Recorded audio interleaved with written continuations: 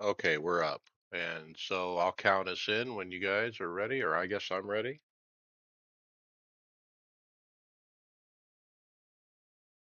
I broke my glasses, so I may be going like this to read. Don't you have an older pair that you keep as a backup like I do? My current ones are already 5 years old, so yeah, I Just probably do. zoom in on them. Just make everything bigger. Hold, Well, hold down, hold down the control button and do your scroll wheel up.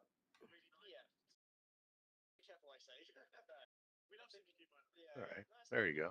All You- right, here we go, and you're transmitting something else, William. we're hearing We're hearing your something. audio. We're, we're hearing All audio right. from something else. Let me check my audio settings. Somebody was hearing something yesterday too. I don't know what's going on. All right, I'm gonna roll. Three, two. Welcome to the iRacers Lounge.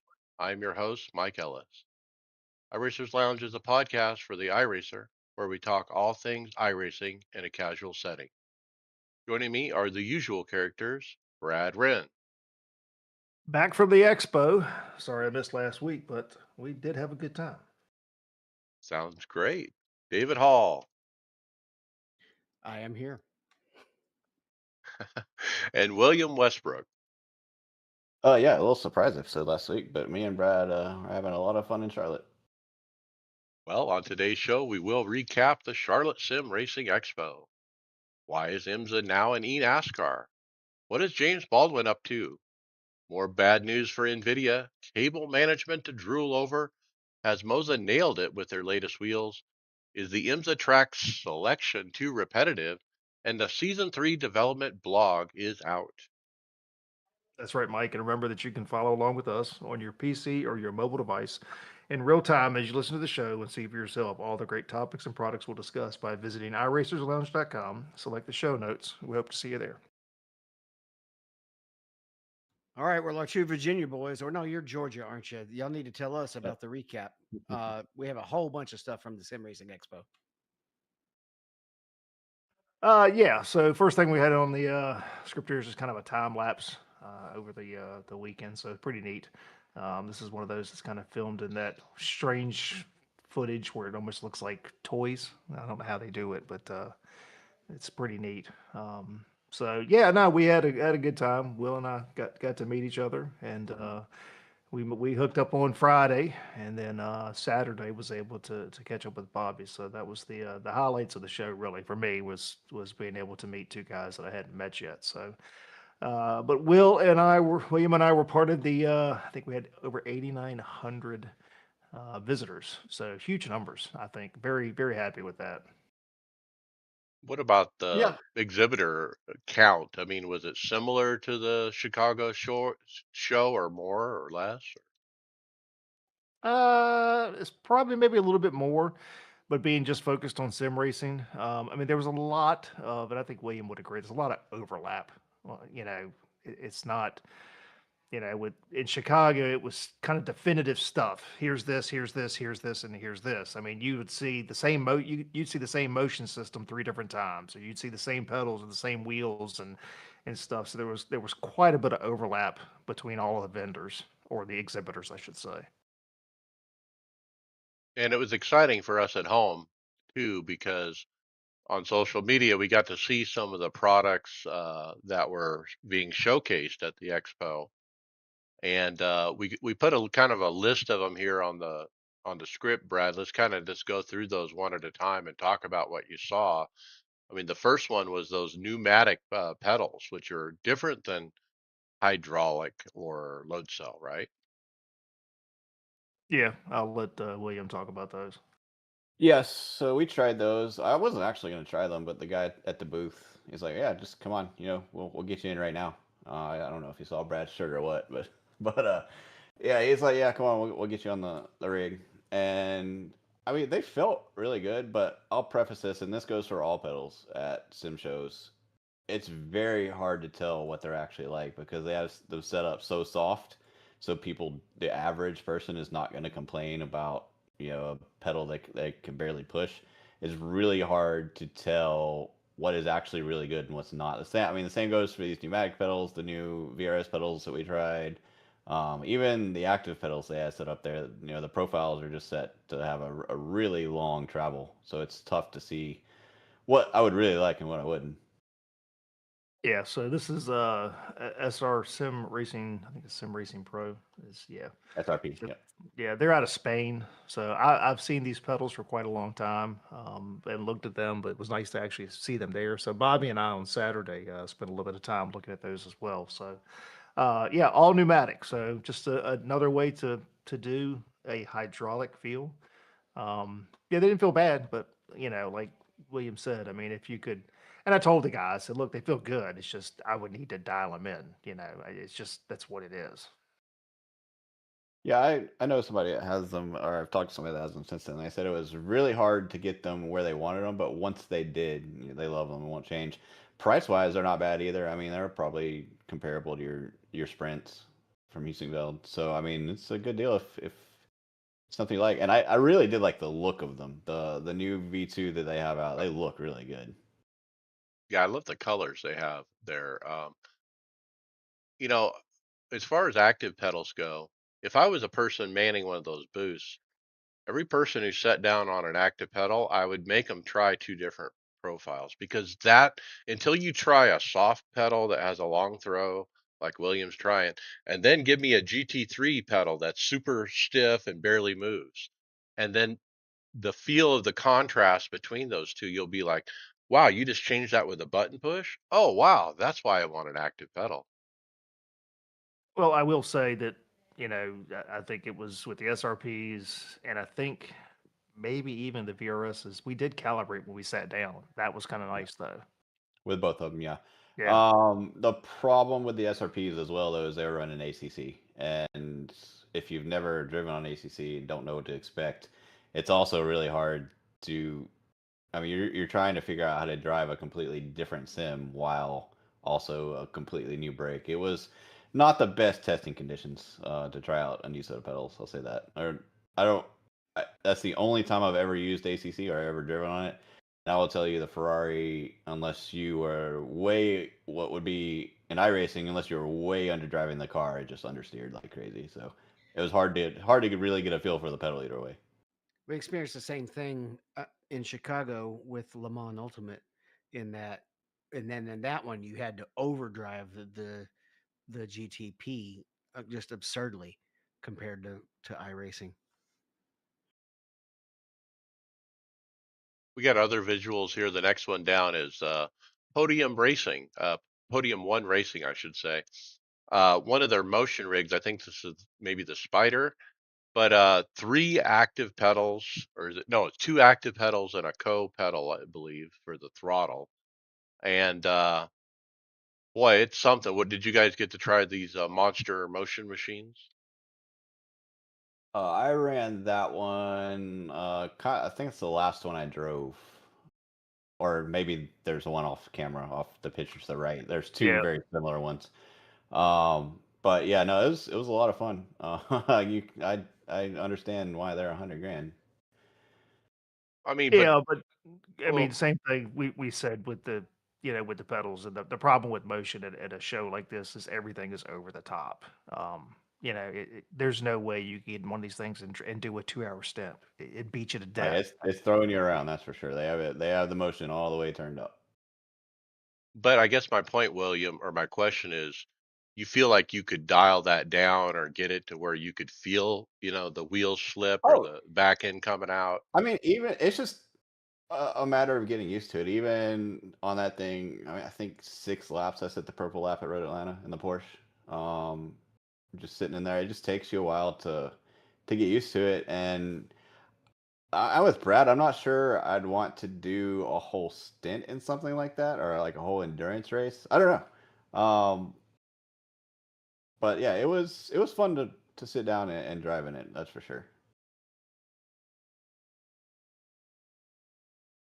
Yeah, next Next up, thing we got is the Porsche announcement with Track Racer. So this must have been done on Sunday because this I wasn't didn't. I there don't remember seeing Friday. this. Yeah, Yeah. and it wasn't there Saturday either because I actually looked for it. And I think I even commented to Bobby. I'm like, "Where's the Porsche?"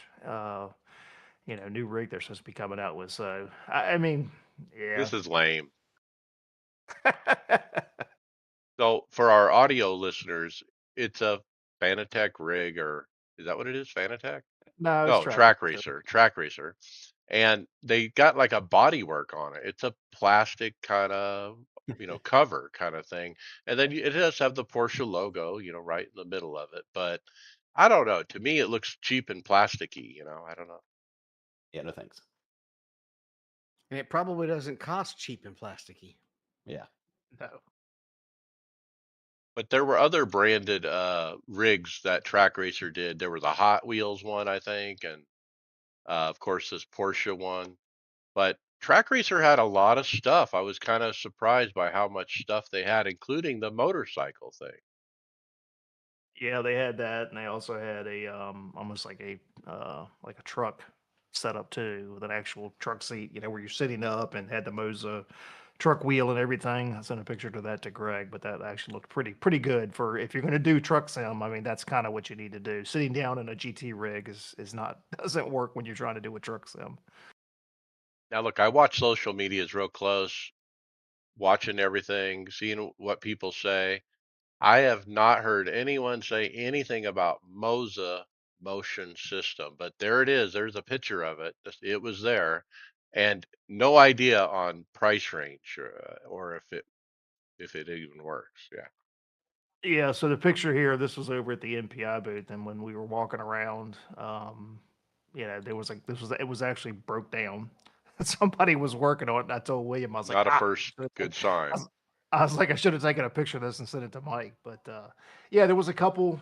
I think there was two of these There's out two there. of them. Yeah. Yeah, so I didn't get a chance to try them. I think Mike, I think you're quite overzealous for what you think this is going to come in cost wise. I just don't think it's gonna be in your price range. Probably not. It- Yeah, probably And not. I'm telling you right now, if you're not going to get the value. You're going to get what you pay for, basically. Yeah. Yeah, so I met a guy at a car show in Atlanta who told me he was going to be there. And I got to talk to him for a little bit, and I guess he's going to do some work for Moza. I don't know exactly what, but he said that he's actually gotten to try it, and it actually is pretty smooth when it works. He had some complimentary things to say about it, but yeah, I never got to actually sit down in either rig um, that had it on it. I started to sit down on the one that's on the Instagram post, but it was right when you walked in, and I wanted to see the whole show before I came back, and there was a pretty long line once I came back around, and then Brad got there, and we started walking around the show, so I never actually got back to see it. Oh, and the next one I was drooling over the BDH active shifter. What about that? So they had this set up on a rally sim, and I have no desire for rally. I didn't try it. They had one sitting there, and you could actually shift. But Bobby and I looked at this quite a bit on Saturday, and I'm just, like I told Bobby, I don't see any use for it, and it's really expensive. I mean, And if you big. do rally, yeah. I mean, if this is one of those things, I think this it's really this is an individual thing. If this is all you do, if you do rally or if you do older cars or something where you want a shifter, then this is your thing. But a modern race cars are not using an H pattern shifter anymore. It's just what it is. Yeah, I didn't get on the rally sim either. I played with the display model they had. I don't think when I was using it though, they actually had the active, even like a demo version of the active capability set up. I mean, it's quite obvious its quality. It's super nice, it's heavy as crap. But yeah, like Brad said, it's just for the amount of money it costs, it's just not practical. And it's so big, but yeah, super nice. Overbuilt probably. Next Oh up yeah. is these VRS pedals, and they're kind of like what I would call super duty pedals. I mean, that's the look of them. What do you think of these? Yep. So these are the V2 edition of the VRS pedals that are currently out. The V1s are the real industrial looking silver ones. These are not out yet. These are demo models that were at the expo. Me and Brad both got on a rig with them. Again, they felt really good, but the travel on the pedal was so long that it just who knows, man. I don't know. What's I'm on the sure they're disc in front of great, him? but Sorry, what's on the disc I'll, in front of him next to the hub? on which Those two picture? circuit. The first Oh, one. those are the Rumble. They're putting haptics on them. They come Okay, with so haptics. okay. Yeah, yeah. Uh, Brad, who are the coke drivers that tried that rig before we got in it? It was Steven Wilson and Parker White. Yeah, so Were there. Parker was in the rig before I got in there, and my whole goal was just to get within a second of him, and I finally got it in the last lap. So, but the rig did have motion, and when It did. Parker got in, Yeah, him he and turned it off. Yep. yeah, both of them had him turn the motion off. So for our listeners, and I shared this on the Discord, that the main difference here, there's some structural changes. You can tell they look different, but one of the biggest things difference wise is the V1 throttle pedal is just a curved spring. It's a bent spring. So they've added the shaft or the cylinder there in the middle of that spring to give some more adjustability. That was kind of one of the feedbacks that they gotten from the Yep. V1s. So that's the major difference there. Outside of some aesthetics, a little more adjustability and stuff, and then they've added the damper, which you can see on there on the side as well. So again, prototype. Don't know what they'll actually look like when it comes down to release, but Yeah, so that on the throttle, that bar in the middle through the spring is not there on the V1s, and that limits the stiffness of the spring they can put in the throttle. Also, the brake is a three-stage. If you look at I'm on the last picture on the Instagram post, but there's three different springs with spacers in there that you can swap in and out. Again, they're quality. They're fine. I just don't know how different they're going to be from like Sprants or your P1000s or anything like that.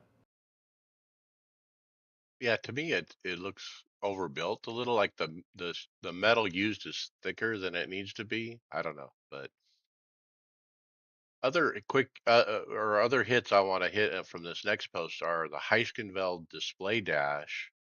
I had heard from one of the listeners in the Discord, aluminum or metal finish is going to be the final product. Feedback on the buttons changes as you twist the button, kind of thing, and you can see it visually. A very neat feature with that feedback stuff.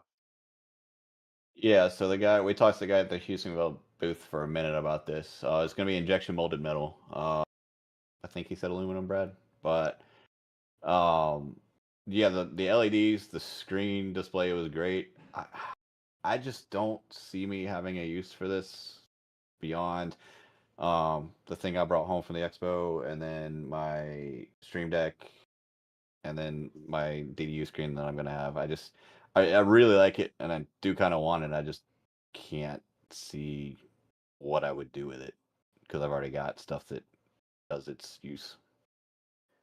yeah, I mean it's nice. A metal casing is good. The what we saw was still a prototype. I was not as happy with this version of it. The first one we saw did not have the large LEDs around the knobs. And I know they said that you can dim the LEDs, but there was a lot of bleed over from those. And it just didn't look very clean to me. The original one we saw, on the knobs just had a small circle, color around the backside of it. But we'll see what it actually looks like. But it's nice. Not everything was completely working on the prototype that they had there. But I mean, look, if they can still come in at that 300 to 400 dollar price range, I think it's a win. Ace Attack had a booth. We haven't mentioned them. Anything about Ace Attack? So most of the vendors that weren't a different base manufacturer like Simagic or whatever were running Ace bases and wheels. Podium One, I think all of their big rig that they had up there were running Ace there was another rig builder there that also was running Ace. And yeah, just to put this out there, because I think me and Brad come off as a little bit of Ace haters at times. Nothing bad about it, but not a single thing that would make me look away from my Simu Cube for more than a second. It was good, just nothing special. Yeah, I'd agree. And the Conspit, I love that formula wheel with all the color. That looks pretty cool.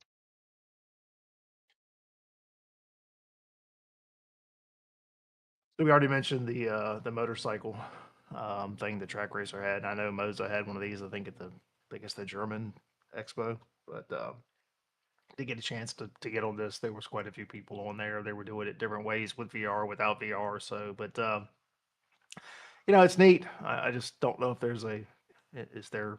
I guess there's a market for this. I'm not a motorcycle guy, but Takes up a lot of space. That's what I see.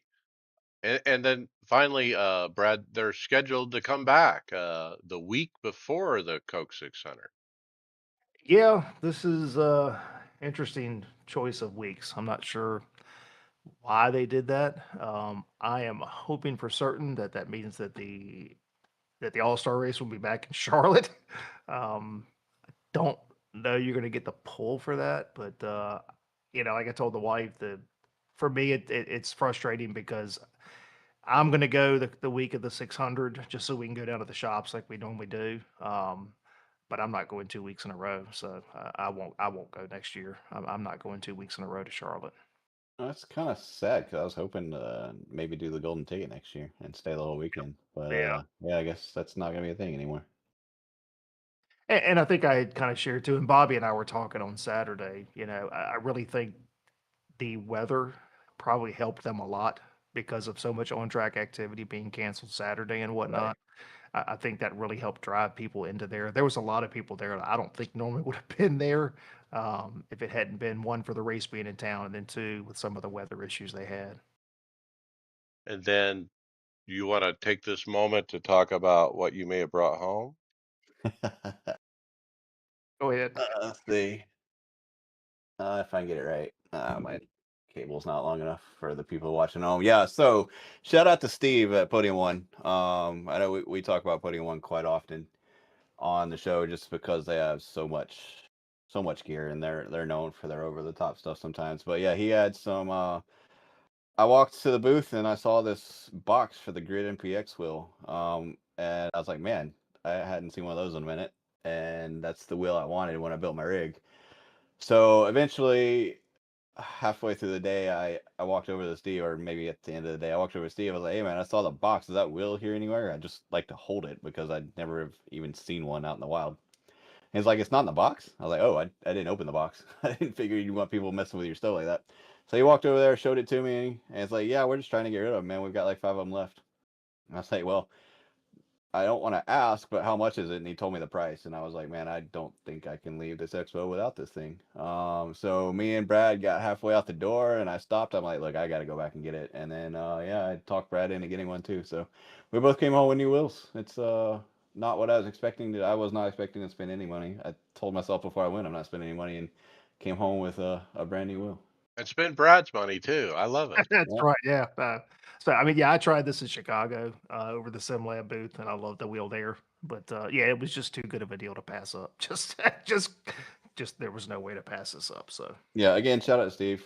We talked to him, and he's willing to come on the show at some point. I need to reach out to him and see. And he's the owner over there. But yeah, I need to reach out and see when we can get that lined up. But yeah, it was fantastic. It's just an antecedent to this. Me and Brad, we tried how many 5, 6 wheels with screens, and the whole time we were there, neither of us, not one time while we're racing, looked at the screen on the wheel. So yeah, my dream wheel is still probably the Solpex Spectra, but for $1,700 for a screen that I'm most likely not going to look at, I couldn't pass up coming home with this wheel. So yeah, So yep. the grid, I think it's called, yeah, is from Grid Engineering. I think they were based out of Ontario. they Uh, were. They got and they bought by merged, right? SimLab. Yeah, they merged with That has SimLab. since fallen apart. I don't know all the details behind the scenes there, and I don't think it's all been shared. But the guy that made Grid, I've heard might be working on some things. Again, I don't know what the behind the scenes of that is. I've heard that um, because they pulled. You can't get this in the United States anymore. We brought the V1, the V2 Grid is just not available here now, so I don't really know what's going on. But I'm glad to be able to bring one home. Yep. I bought a bunch of stuff for my rig from Grid Engineering before the merge. And they were good people for sure. Yeah. And that's a good wheel. That wheel is the outcome, I think, of the SimLab Grid merger. And Well, that's what this came out. one was, I'm pretty sure, before the Was it merger. Could be before? wrong. Okay. Yeah. Yeah, they have good But stuff. yeah, they also did that Porsche wheel, the GTP wheel, and they did the brows. They had a DDU. Yeah, they had a bunch of stuff before.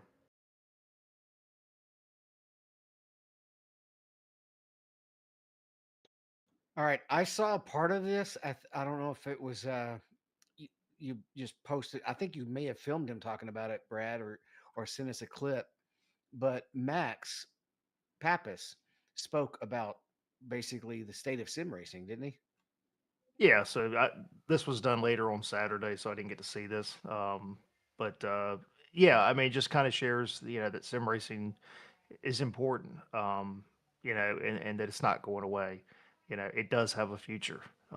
That's everybody is people are getting on the sim before they get in real cars. So I had the opportunity to talk to Max when we were there, and I went up to him and I was very blunt. And I said, look, I said, thank you for not forgetting about sim racers because he's got the whole sim line. And he's like, why would I forget about sim racers? He said, that because it's important. He goes, that's what I do too. He's like, it's extremely important for us to be able to put quality products into people's hands and that they don't have to spend $500.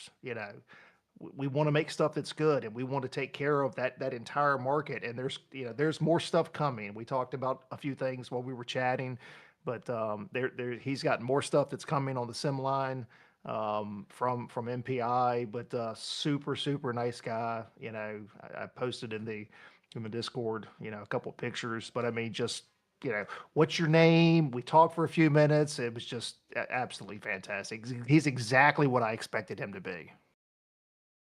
Yeah, and why, what a business he's got, because he pretty much exclusively provides wheels to the NASCAR Cup Series garage. Um, and the fact that you can go buy the same darn wheel that he's selling to those guys and stick it on your sim rig is this priceless. I can't tell you the immersion factor when you have a 15-inch NASCAR Gen 7 wheel. It's just amazing. Yep. So no, it was good. I mean, overall, the show was fantastic. I ran into George, talked with him a little bit, from Chicago. Talked to Matt Malone on Saturday for a little bit. Just a really good show. And I'll share some more stuff when we get to final thoughts as well. All right, Mike, you should probably take the next one. This guy's talking about active pedals, and he has a recommendation that you should. Did I skip one? I Well, did skip one. we're I going to had. talk about it. All right, yeah, I skipped one. I might cut that out. I might not. I just read ahead and then read ahead again as I was trying to prep a transition. So, um, the next one, actually, this is really Brad when he had hair reacting to the fact that they're going to release the multiple pace cars in multi-class racing next year. No, no, this is the only teaser that they put out for the build, and it's teasing Laguna Seca. That's what I know, uh, but this is just how Brad reacted. This is just Brad's reaction when he found out about the pace cars. Yeah, so they teased Laguna Seca, Mid Ohio, Road America, and I don't remember this one. But that makes sense because it's all those are on refreshes, and all those are on the IndyCar schedule. And it makes sense because they're making the IndyCar game. So yeah, we're getting Laguna with this build. This was a teaser before we knew that, but we're getting Laguna with this build, and then the other three are in development currently, probably next season. Just an iRacing post they put out beginning of the week. Everybody there was all kinds of rumors that the development blog would drop this week, and it did, and we'll get there shortly. So back to what he was saying, Mike. Active pedals and why? yeah. So this is a interview Careth does with Taylor Bernard, who is a actual race car driver, and he loves his active pedals, but he does dial them in to match his real world car to the T. Like, he says he's got it dialed in perfectly. He doesn't change it no matter what car he's driving in iRacing. He does Oh, stay with the same I profile. think I've heard somebody else say that all the time. Yeah, that's what he said. But the fact that he could dial it in to match his particular race car, that's the beauty of the active pedals. He said he doesn't use the ABS on that. That didn't make sense to me, but I mean, you do you, I guess. Yeah, I use all the effects. I was a little taken aback by he would turn that off. But when all of them are on, they kind of mesh together. It's kind of like, too much haptics. So, uh, but I like it because when I stomp on that brake real hard and I want to stop quick, that thing squawks at, I call it squawking, but the pedal pushes back on you. And that's the ABS and the grip and all the other stuff it's trying to replicate.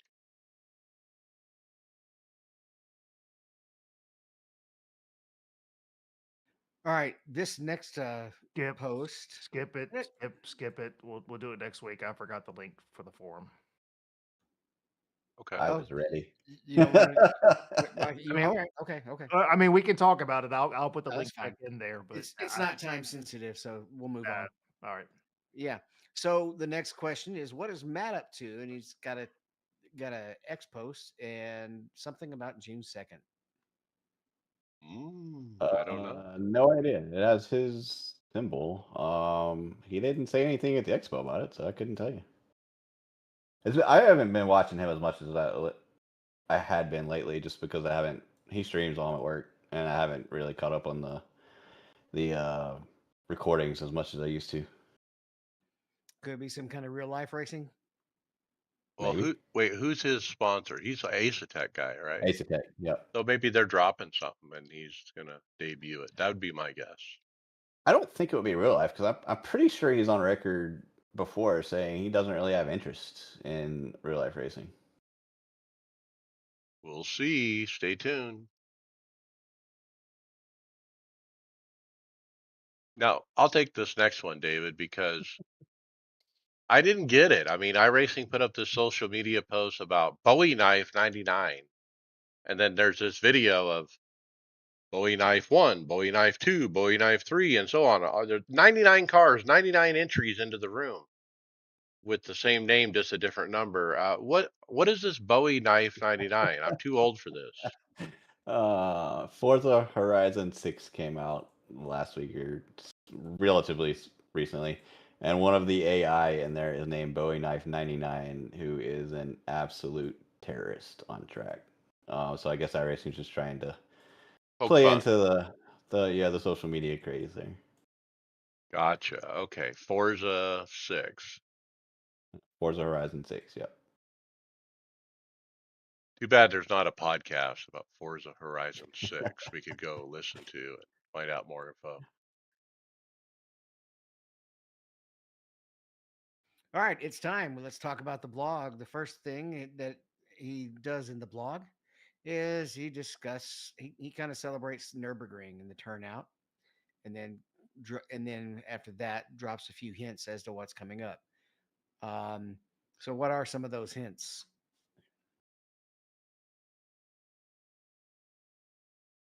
So we've got the BMW M2 car is, I guess we're getting an update to that. So it's a free car.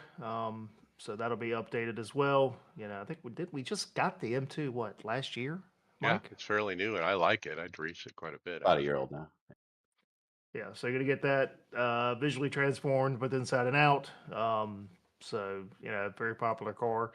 I had forgotten they'd even talked about the Euro NASCAR, but it looks like we are gonna get this, perhaps if they can get everything straight. So I guess dealing with some artwork is what they're still working on that. But I'm curious to try this. For One of the sale big car or free? I don't know. no, For sale. it'll be for sale. But one of our biggest complaints with the stock car is that I just don't think they really drive that freaking bad in the real world. So maybe this will drive a little bit better.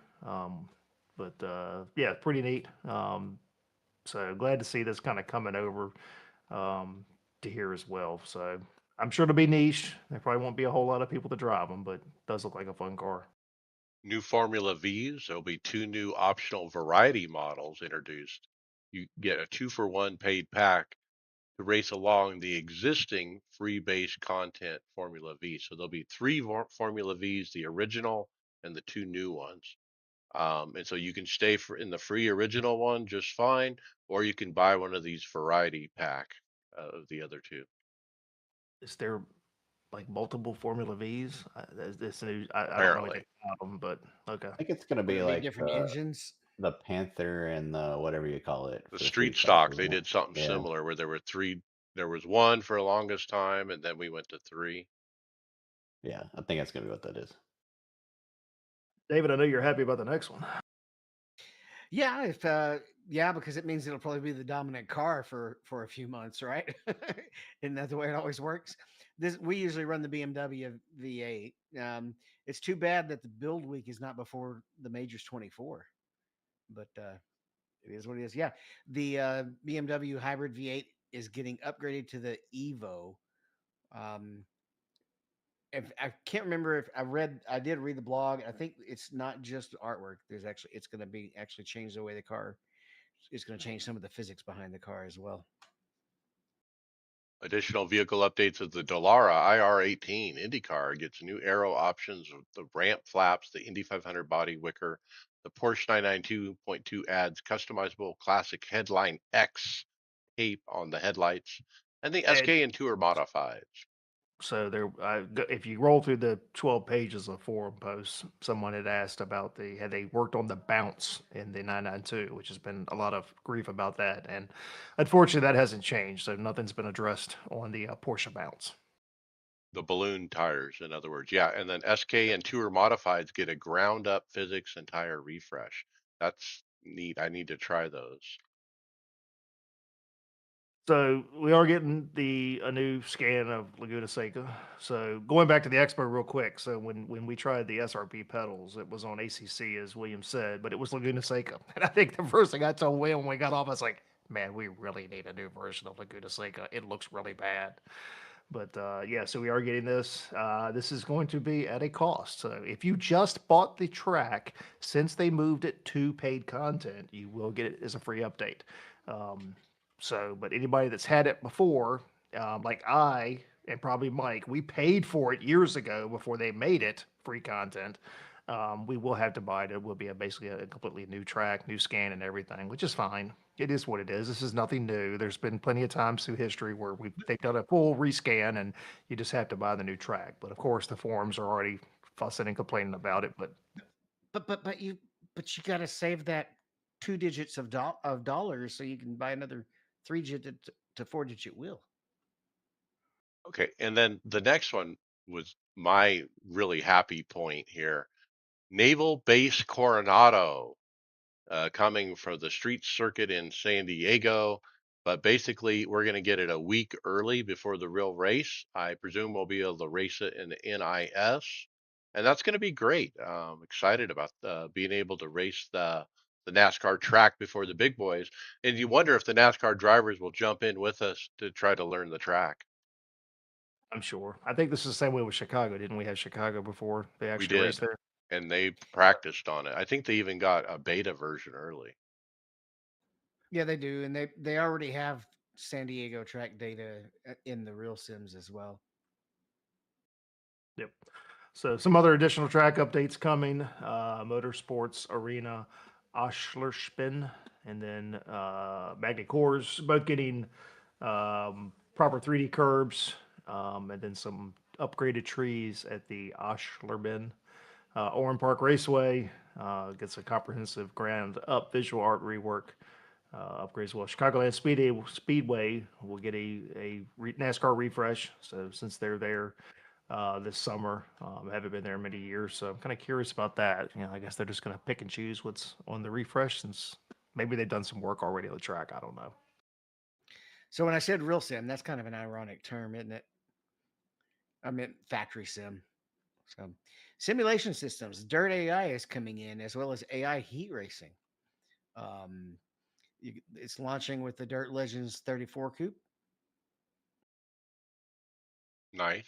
Good way to learn. You got to be around other cars to really learn dirt. And also you can now run AI, like I said, AI heat racing in for single race mode. I don't guess they can be incorporated into multiplayer servers like some of the others though. Um, they're adding aerodynamics as one of the options in balance of power. I So a little bit more detail on this in the actual update. They're adding a system where they've added some things in there to make it easier. Yeah, they can do some of the aerodynamic stuff in BOP, but also just your in season or your between season adjustments that now I guess are going to be easier. And that's what came out of the last little BOP update that it's we had. easier for them to tune For it, in them, other yes, words, to change right? it, yeah. So if one car gets completely out of hand, we don't have to wait a season, hopefully, before it gets taken care of now. I And like they this. did a change recently. I'm sure we talked about it, but it was brought up because the Majors 24 is coming up.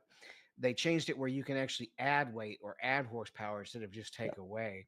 And the guy that's doing the balance of power essentially for the Majors race is very happy with that, and they've got the initial amount out right now, and all of the GTPs are actually boosted a little bit, even to get them. I get either get a little bit closer to even real life, and also just give them a little bit more gap over the LMP2 and GT3 class to make passing a little bit safer.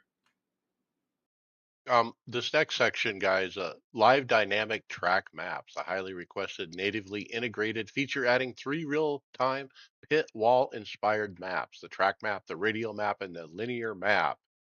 This is cool. I've always kind of wondered why iRacing never had this built in. A lot of people rely on third party for that. Um, Obviously, if they offer it internally, we don't need that third party. And I think this actually drove a discussion we had in our chat this week about do we need all these overlays, and how much is too much, and are we overdoing it, and so forth. I don't. I mean, I think you can overdo it. At certain points, I have gone, and I've overdone it, and then I realize like, whoa, this is just way too much on the screen. But there's certain things that I need. Like I said, the chat. Not only am I the driver, but I also had to be the crew chief or the engineer to my race. So there's certain information that I need, and I feel like helps me manage my race better. So we've had this. Yes, we've had this in third party overlays, and until iRacing can match still some of the data that we can get out of overlays, I don't see overlays going anywhere. I mean, I know this is a progression, this is a step, and I'm fine with that. I mean, track map's good, but there's relative overlays that I run that have so much more information than I can get out of the regular relative. So I hope that we continue to get some of this. There's some more new ones in here. We talk, not only the track map, I think there's a Wet, fuel. dry. Yeah, well, that's neither here nor there, but I mean that's okay. But yeah, gonna get there's a fuel. I think a fuel calculator. I'd be curious to see what that is and see how that works. That's good. But again, this is some of the stuff that we need, and he discusses in here. I guess none of this really could have been done before the new UI. So I still think they got some work to do. That's something that a lot of the guys are really excited to see this because they'll want that track map up there. I'm probably still going to end up running the JRT track map because I can see car drivers that I have marked as teammates or guys to be careful around on it as well. And as far as cluttering up the screen, all of my overlays except for the visual spotter that I also use, all of those are down out of the windscreen. They're down basically where the wheel would be, and so just like Will mentioned with real steering wheels, I don't look down there when I'm on the track. um really, I can see some of it in my peripheral vision, like I use a JRT relative, I can see those colorized drivers on that relative as well, so I know if trouble is nearby or not. But I don't really look at the track map, and the main thing that I focus on my JRT display is pretty much the color, because it changes colors when it's time to shift, right? Or blue flag or yellow flag, things like that. So it's nice, but somebody like JRT, there he's miles and miles ahead of where they are as far as the the utility. Yeah, they're getting close. I don't think I'm gonna use the track map just because I don't use one now, and because it went behind a paywall on most of your overlays. Um, and then when I changed to some SimLab ones, I just didn't put it up. So I mean, it's good to have for people.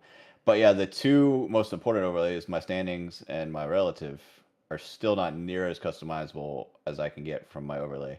I have last pit lap. I have deltas for the last 5 laps. I have just a whole bunch of things that gives me information. Yeah, it's off on one of my side monitors, so it's not really in my way while I'm driving, but I can't. To me, that information is important. It just helps inform your race, especially like on Saturday when me and Will did mech. It just when you know, hey, I just went 2 laps farther than that guy on pits, or you know, I'm not really racing the guy in front of me because he's still got to go to the pits. It just helps. And then control profiles. Users can natively load, save, and delete control layouts in the UI without moving files around. Makes it easier to swap steering wheels per car. Yep. So you can do this with SimLab currently, but it's going to be nice to have it native. Not SimLab. I'm sorry, SimHub. Yes, I was gonna say I thought SimHub would have been it. Yeah. So as we talked, additional UI features, wet dry tire indication, drag to resize, that's good. As opposed to having to go in there and actually, use a little clicker and change the percentage on the zoom. You can click to drag, that's good. Incident tracker, okay, yeah. I mean, that's kind of there anyway. And uh, I guess just in the regular, in the standings or relative, I don't know which one it is, but what? All right, couple big things here. Race control, the pit road changes. So pit speed enforcement, there's an adjustment made. Now this is going to pertain just to situations where you're using a pit limiter, not for cars that don't have a pit limiter. That doesn't change. But what it does, it's going to the pit limiter is going to target the maximum allowable pit speed. So because of drivetrain physics, some high-powered cars may experience speed oscillations. Says this is purely visual and won't trigger a penalty. So, Christian Chandler was talking in the forum about it. It sounds like it's just going to be able to allow you to run a little bit better or more accurate speed when you're under a pit limiter. So, Was, and then wasn't there a thing where that you would go from third to second to third to second and it would lurch forward and give you an advantage? Well, I mean, it's not necessarily an advantage because if you speed too much, you get penalized, right? Um, but yeah, you could do that because the pit limiter in the old system always has you 1 mile per hour under your max speed. Yeah, I got a black flag the one time I tried that, so don't ask me. well, I mean, like on the oval side, we don't have a pit limiter, and there's times where you can run it over, but just like in the real world, you've got to back it back down. So if I come in a little bit hot, and if I come in 5 miles an hour over, I know I've got to drop down below what the pit road speed is because it's a timing thing. So, um, but I am really curious if it bases it on an average or if it actually has timing loops. that I don't know. Yeah, that would be neat to know the backbone of that because in a real racetrack, they know if the last timing loop is behind their pit, if they have a front pit, they know that they can just gun it and speed out. But I Yes. don't know if you can do that in iRacing or not. Yeah, I mean, on the oval side, like the NASCAR side, you got a track where like take Phoenix, you've got different radiuses at different parts of the pit road, so you can run different. Honestly, you can run different speeds in different sections, and you'll hear them do that. You listen to the audio, and it'll be three red, two green in sections two, four red, one green, or whatever in sections four or whatever. So there's games they play. Well, the speeding is just judged by how long you take to get between each line. So if your pit box is in between two lines, they'll actually try to speed in the segment that their box is in and out of it because they're also doing the stop. So they're not going to speed in that segment. Not worth it. All right. Well, big news. Multi-class starts and per class pace cars. Ooh. But wait, they're gonna have a pace car in front of all the classes? Yep. That's That's how they're gonna handle it. that's a bit weird, but look, if it works right now, I will take it. Yeah. Most Doesn't IMSA starts have 2 pace cars. Not they don't usually do 3, but they yeah. separate the prototypes and the GTs. Yeah. I mean, I'll take it. That's fine with me. Hope beyond hope that it actually makes this build, but just reading the wording in the dev blog, I'm kind of thinking it's going to get bumped to next season. Yeah, he's got that if wishy-washy, we may do it, we may not. We're on the fence kind of thing about if it's ready, Well, in other words, right? yeah, I mean, I'm hoping that we're gonna get a post, right as we get into week 13, and they're gonna do like they've done in the past. Maybe they'll open up a bunch of test sessions, I tested or whatever to try to help with this. But yeah, look, I mean, this is the first step in them really trying to get some race control stuff done. There's some rumor in here that, a lot of the stuff that we want is going to kind of dictate or kind of follow how this goes, choose cone on the oval side and whatnot. But yeah, I'm just glad they're finally doing something, and it at least sounds like it's very close to us getting this. So Now he even suggests in the blog that they may try to use week 13 to test it. yeah, that's what I'm saying. They may put up a not tested session or something like they've Oh, done in the just past. an actual week 13 session. Like just make it a part of the make it a week 13 series. Gotcha.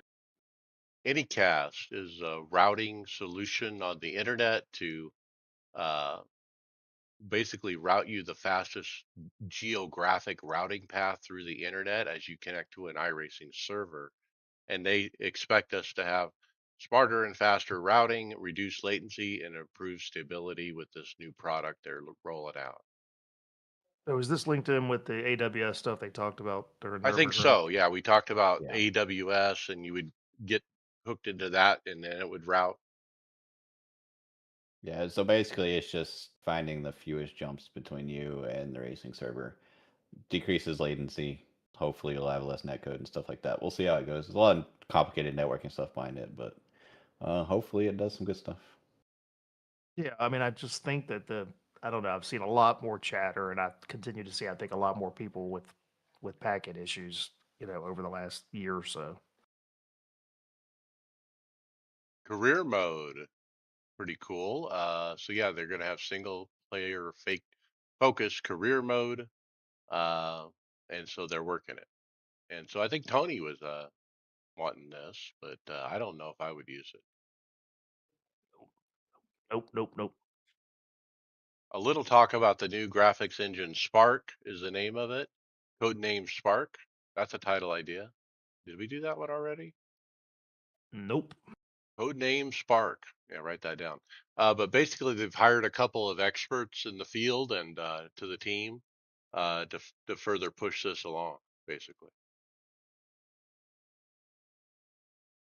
No, I mean, it sounds encouraging. I think we'll all be happy once we eventually get it. So, and that kind of leads into the next thing where they talked about physics projects, multi-threading, roadmap. So, doing quite a bit of work to try to get, the one thing with iRacing is it's very somewhat single course specific. But they've got a lot of work going on in the background trying to increase the multi-threading options and what it'll do, especially on the physics side. So, I think he said that you may not see this on the, when you're out by yourself, but eventually you get a full field of cars, you should be able to see this. So I think this kind of goes hand in hand, with the new graphics engine as well. Oval refresh continued. They continue to talk about the shifting variables of track dynamic behavior with our continued oval refresh work. And so they're just talking about how it continues to work on the track and the dynamic. Well, Yeah, what do you think of it? something on this I thought you guys would be excited about. I went back and read it, and they're talking about track changes from debris and marbles, and talking about how the size of the marble is going to affect the changing of the grip over time, and then about how the aerodynamics of the cars actually are what is going to keep the racing line clean. It was like a two paragraph little note in the dev blog, but if you haven't read it, go back. It sounds really interesting, even for something I don't race. Well, I mean, this is look, it's what it is. In oval racing, you're chasing grip, and you know the line is going to change throughout the race. Um, you know, you're going to start on the bottom, and then you're going to move up because the bottom's going to get gripped. You know, it's going to get rubbered up. So now you're looking for grip. So you're going to move up. Well, then eventually you're going to go back down because the top lane, you know, is going to get gripped up. It's going to get rubbered up, and you kind of go back and forth. So that's good. I mean, I think there's still quite a bit of work that needs to be done, you know, on the oval side for tracks. So, kind of out of the blue, the series specific sporting regulations. I think this is pretty cool. You know, in an effort to try to get some more real world authenticity, pit stop procedures, and whatnot. So we get back to where certain series, you know, you have to take fuel, then you can change tires, or you can do them both at the same time. So this is some stuff that's coming. This is not coming in this release, but you know, it's nice that you may have multiple you know, cars that run in multiple different series, and you can actually have, you know, series specific rule changes for pit stops or TC, you know, traction control, ABS, and whatnot, as opposed to just being that hey, this it's a one size fits all, which is kind of what we currently have.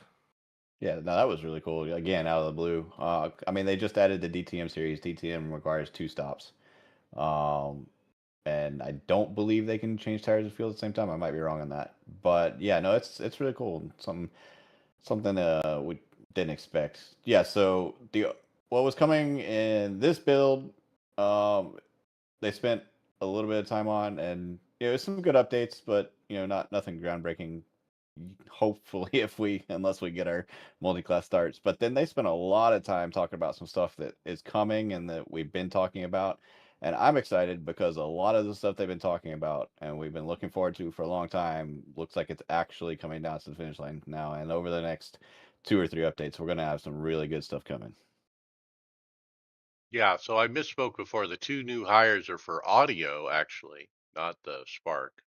And the Reverb tour, the Reverb project took a detour. He said they had to work on the performance first. Now that that's done, they will go revisit the reverb, track reverb, reverb zones, cabin reverb, and impulse responses. It says scheduled or debuting in season 4. So just to kind of maybe remind some of our listeners, Aussie Greg Hill, who handles all of the audio, you know, when they started this project, he said, look, it would have been very easy for us just to use a canned reverb sound.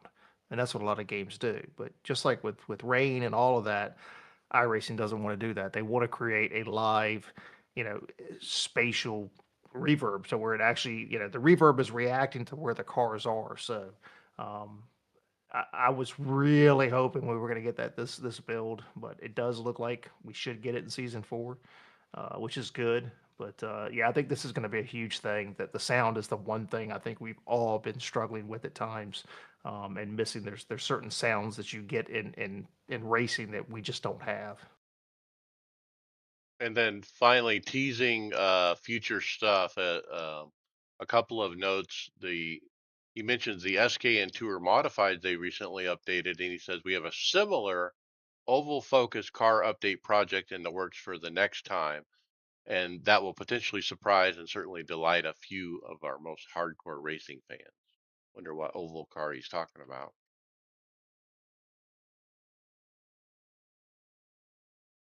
All right, well, that wraps the notes. Let's talk about this Oh, coaching. oh, wait a second. Wait 1 second. So we're going to completely skip over getting maybe a potential update to Le Mans and getting the circuit Bugatti. He doesn't actually say anything about Le Mans.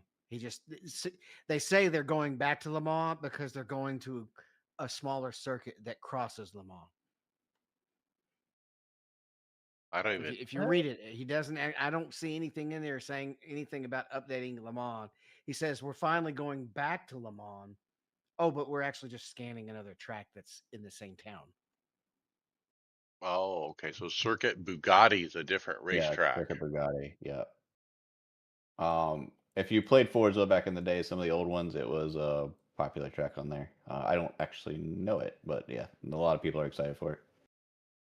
He goes on to say, Half of its length, because they said that because half the length of the circuit is actually on Le Mans track. Yeah, it was very clickbaity when I first read it because like, Is it a what, we're going variation back to of Le the Le Mans? Mans track, or No, it's gonna be its own. I'm pretty sure. I don't see them putting it as a I Le mean, Mans variant.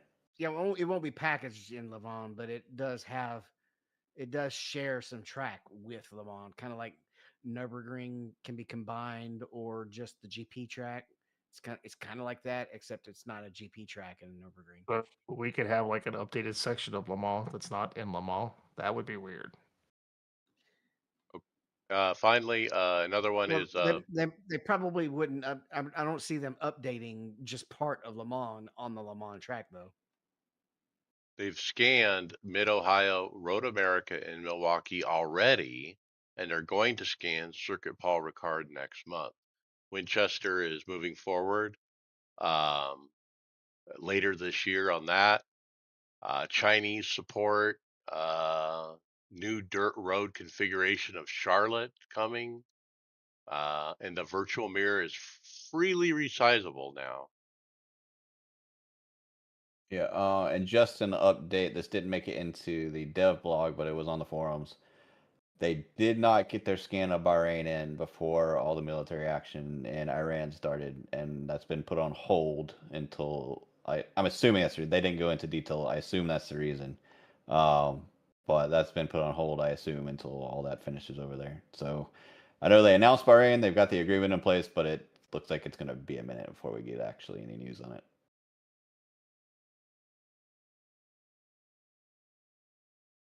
Is that everything? That's it. I think so. All right, coaching session. William. Well, let me get back to our notes. So I don't follow Oval as much as you guys do.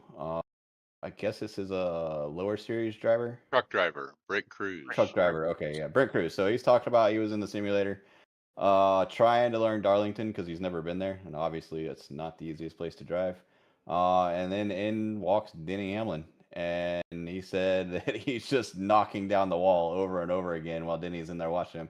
And I guess Denny later in the debrief was like watching and pointing out and helping this guy, where he should be driving, what he's doing wrong, and trying to make his simulator time useful before he actually gets out on the track.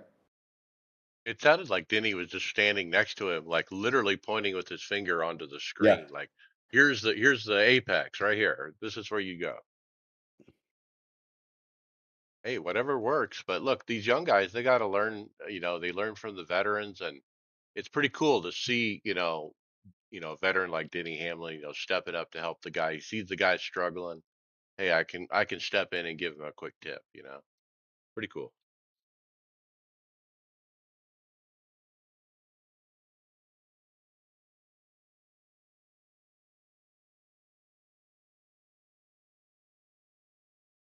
All right, we're going to jump back up the script to the IMSA script that we talked about or that we skipped earlier. We got an update to the forum post, and it's basically complaining that the same tracks get picked throughout each year. Am I right, Brad? Yeah, this was a post from Luca Monroe. So, he says, so we all know the running gag of how every season we have to run Road America, Road Atlanta, Watkins Glen, Daytona, Sebring, Spa, Le Mans. So he said they got him curious. So he took it upon himself to see just how frequently tracks are repeated. So on the forum post, he goes back to season 2 of 21 and then is basically he's got a spreadsheet where he's got it highlighted as far as which track was in each season, and then kind of shows pretty neat stuff. And then the second post is by Mil Dara, and he actually rearranged it to where it actually focuses on the more used tracks. So he's got it sorted to where it's the most used track is Sebring, with 16 times being used over the course of this is 5 years, I guess, roughly 5 years. So out of all the seasons in those 5 years, so that had been 20 seasons basically. It's been run every season except for 6. So Oh, a Okay. question So that comes to mind as you read this. On the NASCAR side, we try to follow the real NASCAR schedule. Don't they do that in IMSA? Yeah, No, so any special, yeah, normally any well, special I mean, event, any IMSA race that week, IMSA is going to be there in the sim. so they do follow it, and that's part of what affects this. And also the special events, it Yeah, matches up. It'll actually line up with the special events. What's different is this is kind of like the B and the C in it car and oval, where they have races that don't line up with the schedule because IMSA doesn't race every week. right. Well, IMSA races once a month or twice a month. yeah, and then a lot of times on the off weeks they'll try to incorporate, or if let's say IMSA and WEC, World Endurance Championship, are running on the same weekend, they'll try to incorporate like the following week you'll run it wherever WEC was at. So it's a balance to try to get the you're trying to kind of cover. We call it IMSA, but they're trying to kind of cover both series. Um, but you kind of read through the forum post. It is surprising that there's some tracks that have maybe only been used once, twice. And a lot of that is just there's no participation. I mean, again, I get it. I know we can get bored with running some of the same tracks, but everybody who runs IMSA on a regular basis, when you see the schedule, you could already tell which weeks are going to be heavily populated and which weeks are going to be ghost towns Yeah. every single season. So I've seen this argument in the forum several times. I see it on various discords I'm in, and I get it. You don't want to race the same tracks over and over again. But even if the track is in every season ever, it's 4 times a year. It's not that often.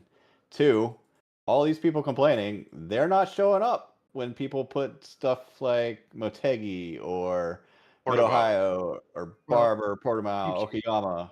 that's a logical fallacy. You can't say that the same person that's complaining is not showing up to race the track. All right, Well, we so had single splits, so obviously not everybody's yeah, coming.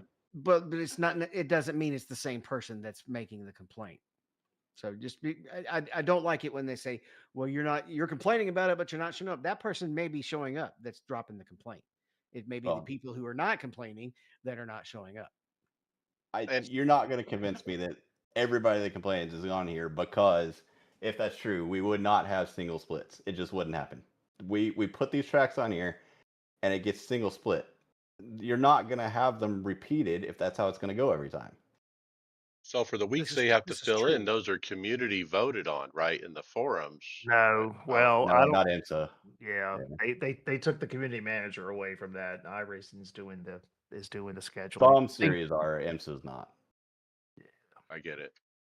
But that's a recently new development. That's not over the last 5 years. It's been about the last year and a half, I think. Compared to five, that's recent. Yeah. That's relatively new. Yeah. I don't know. I thought it was interesting. Again, this seems to be a continual complaint. But when you actually look at the data, it is kind of staggering to where you see. I think there's some tracks out here that I think are great, like Suzuka. It's only been run 3 times in the last 5 years. That's insane. It's not that bad. I mean, that's a decent track, I think.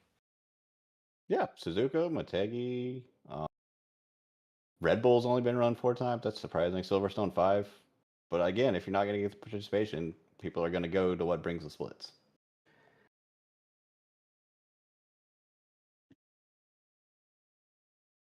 All right.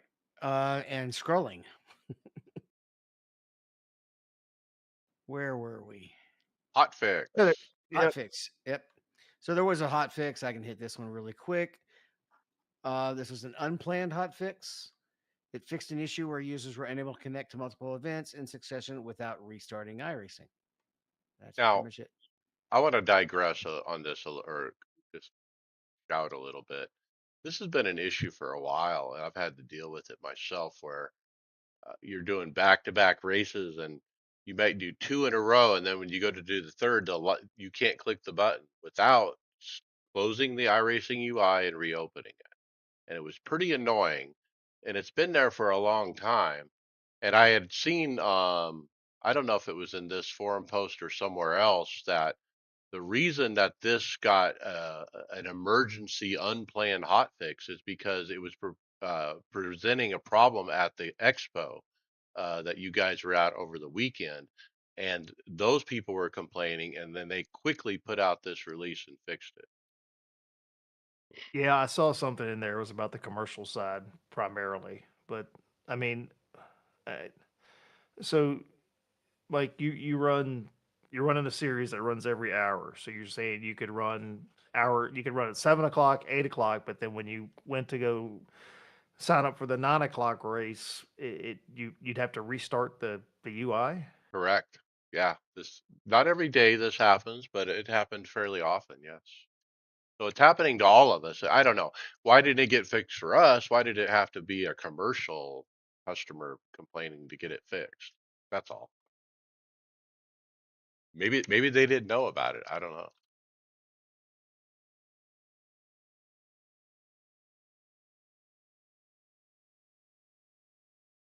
All right, Brad, we had a race at Laguna. Yeah, so this is the 2026 Skip Barber Formula iRacing Series. It was at Laguna, so we had Martin Kadlecki and then Matt Karuna split it. So race one was won by Martin, and then race two again was won by Matt. So again, this is the series where if you qualify to get into this, eventually the winner gets an opportunity to, I guess, is what they tell me the top three audition for Skip Barber um, scholarship to actually race for a year. So I did not get a chance to watch this as I was out of town most of the week. I don't know if anybody did, but you know, from the article, sounds like it was a pretty decent race. Yeah, they just swapped spots, 1-2, and then 2-1. Uh, and so it looks like those two are going to be the guys to watch for sure.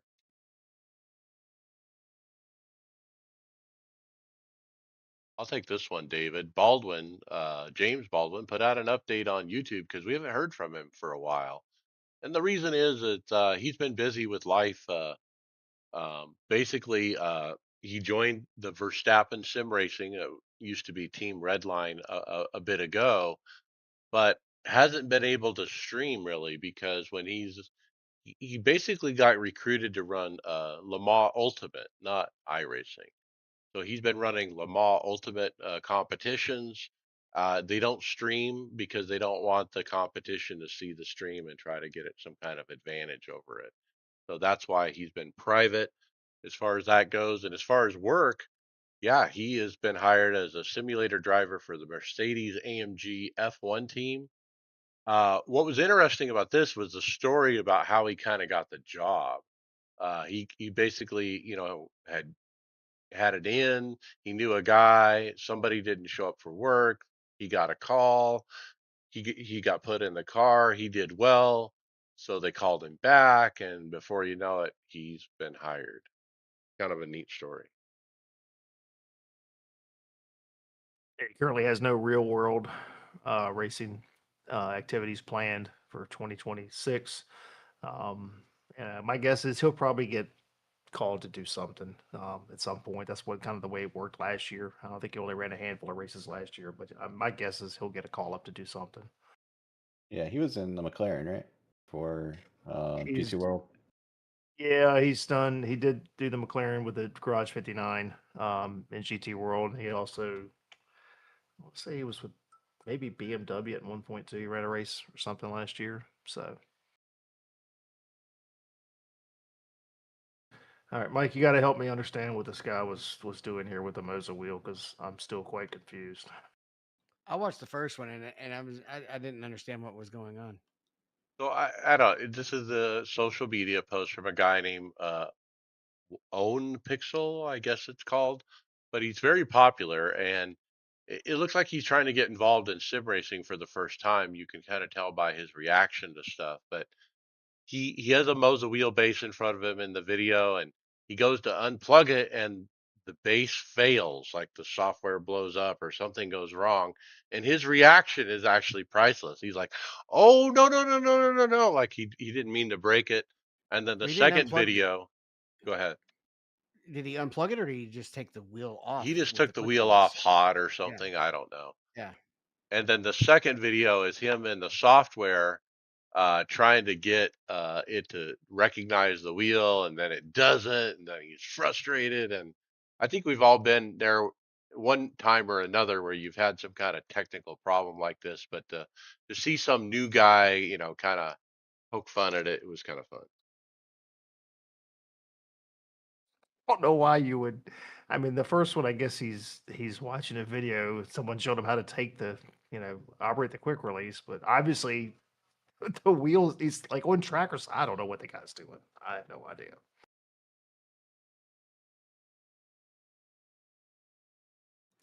Okay, let's talk about eNASCAR College Series.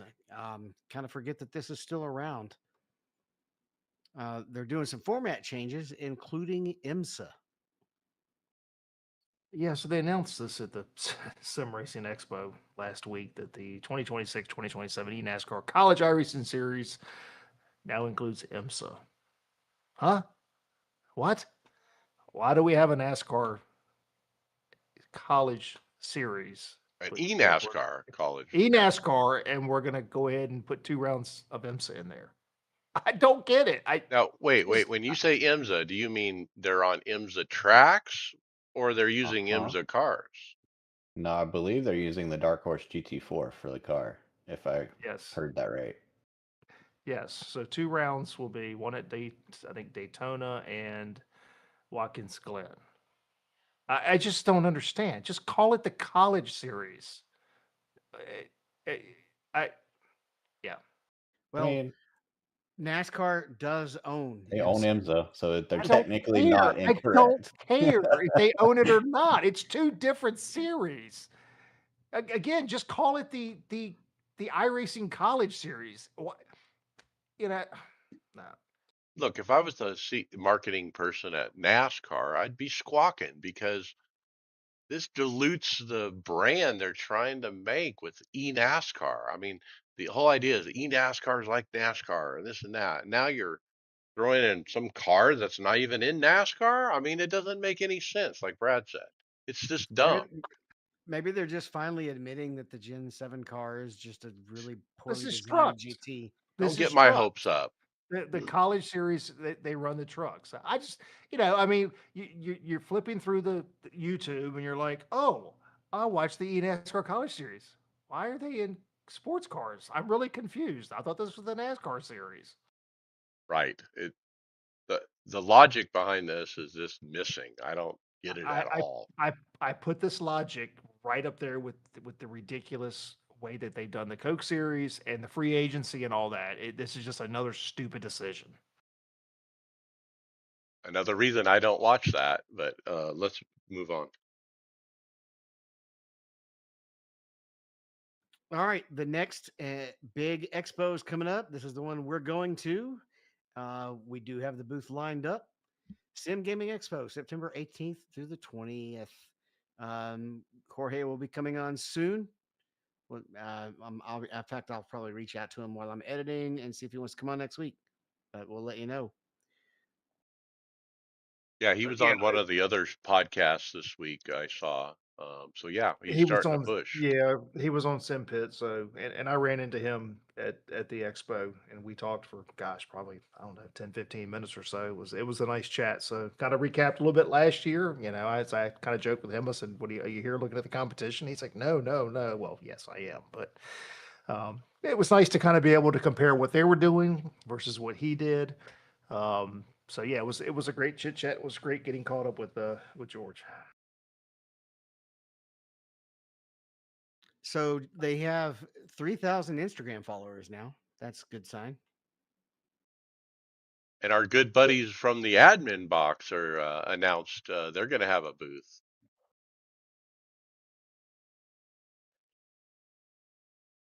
Yeah, we were giving admin box some love on the social media a week or two ago when we did our special event where Chris Waldron used the admin box to basically admin our hosted event, and it's a great piece of hardware, and those guys were very friendly and fun to talk to. So I'm glad to see they're coming back.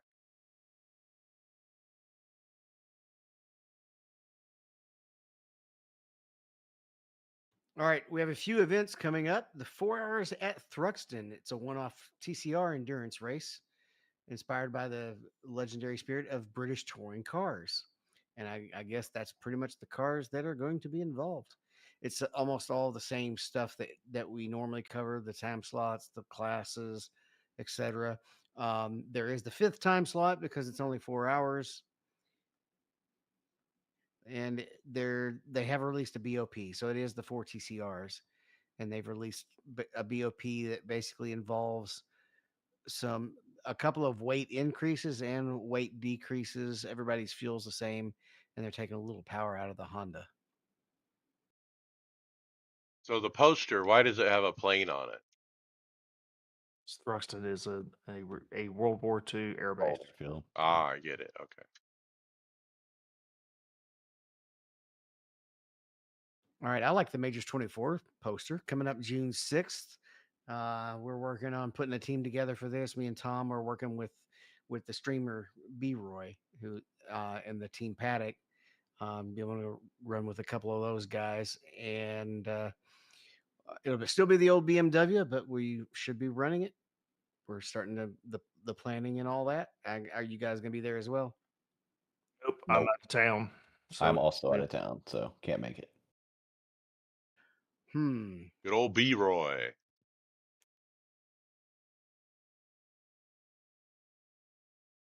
Is Weaver running with anybody? Also out of town. So yeah, our entire Yes. team is. This was not a good date for us to make a race. No, it wasn't.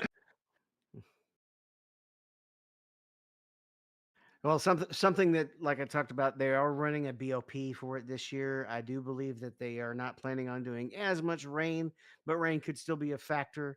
Um, the one nice thing in the lower splits with the rain was that it kind of gave some of the it broke up the monotony that we talk about with some of the endurance races. That it caused the strategy to change and also caused a lot of people who didn't know how to drive in the rain to wreck out. It was one of the things that contributed to our podium finish last year. So, what else is this week in iRacing? As we mentioned, the Thruxton 4 hours will be this weekend. The IndyCar iRacing Series is at the Detroit Grand Prix at Belle Isle. It'd be kind of nice to maybe get the new Detroit track, but I don't know if we'll ever see that or not. So, late model tour is back in swing. They'll be at Langley Speedway this week.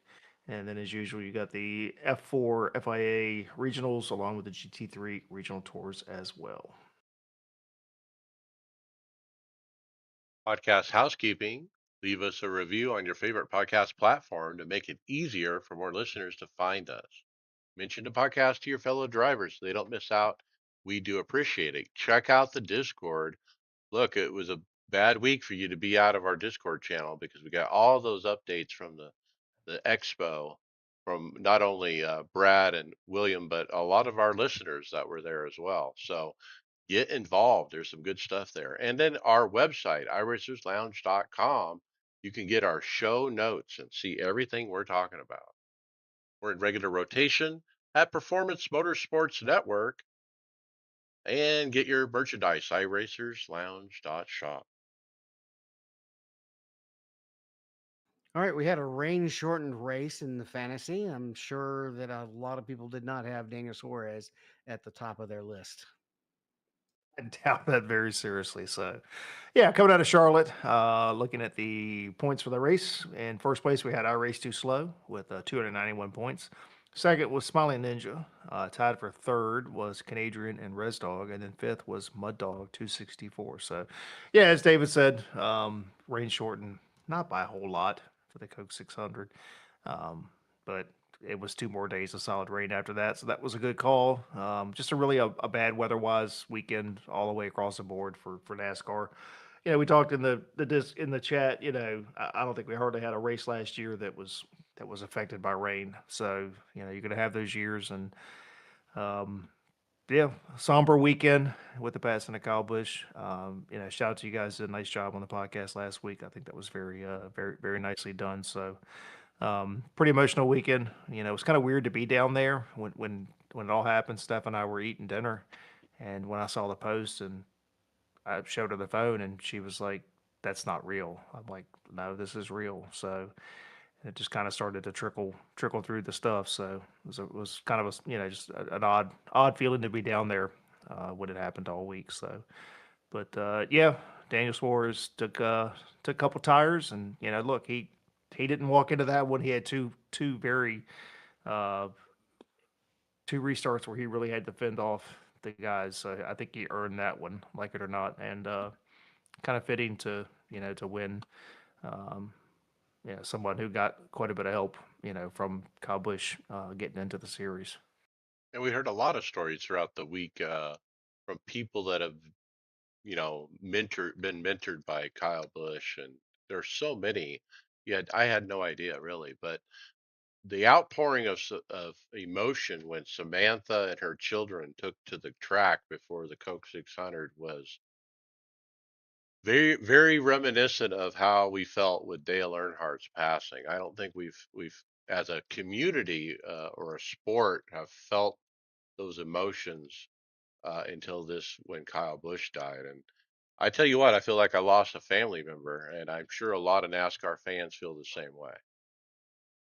Yeah, I mean, I guess the difference, and I wasn't on the show last week. The difference with Dale was, he died in the race car, and I think we could all kind of expect that.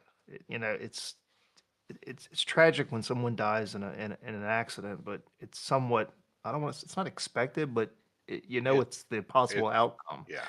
Um, but with Kyle, it was just kind of really out of the blue. Those are things that's hard to understand. If you've ever had a family member that's seemed perfectly healthy and has a heart attack and it's gone, it's kind of that same scenario where you just there's no warning, there's no idea that anything's wrong, and then all of a sudden that person's gone. And good I do things. want to talk a little bit about Samantha. Um, it was definitely soul crushing, almost, to see her just share that moment with the world. Uh, she didn't have to do that. I'm certain I'm sure she's got getting a lot of strength from all the support from all the family members and found family in the in the NASCAR garage. But she didn't have to share that moment. Everybody would understand if she basically disappeared from public life. And she came out there and shared that with all of us. And I just wanted to thank her, even though she's, the condolences and everything, but I wanted to thank her for having the bravery to go through that. Everybody, we live in an Instagram world where everybody just puts their best face forward.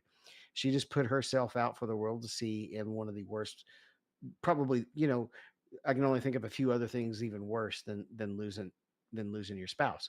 Um, so it was amazing strength. It was just an amazing show of strength. And I think it provides a healing step for the community, to be able to see her and see the grieving and all that. I mean, it takes us to the next level of the grieving process, as they say. But moving on, the tire, Denny Hamlin had a lot of good things to say about the tire from Goodyear. And so that's very encouraging to hear.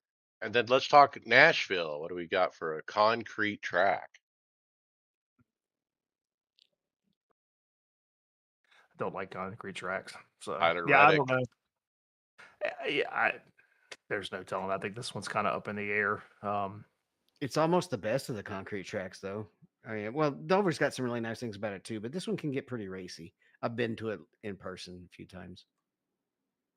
Yeah, I mean the Toyotas still seem to have the upper hand. I think Chevrolet's getting closer. Outside of Ford is pretty much out to lunch. Outside of RFK, they can kind of run in that 6 to 12th range. Penske outside of Blaney is is almost non-existent. So I don't know. We'll see. But overall standings, we've got Connor Truman in the lead with 28.63. Second is Dollar Cents. Third, Cletus 45. Fourth is Redneck Racer 80. And then fifth is Canadrian. Right at the top of the hardware software section, as always, Chad McNeese's Ultimate Hardware Spreadsheet. If it's hardware, it's on there. Hey, I just made up a jingle right on the fly there. That one worked out. Nice. That did. All right. So the first topic is boosted media covering some. Is this Moza gear? Yep. I think it's Moza gear. Yeah, the KS Pro and the CS Pros steering wheels priced at 329 US dollars. So one of those cheaper alternatives.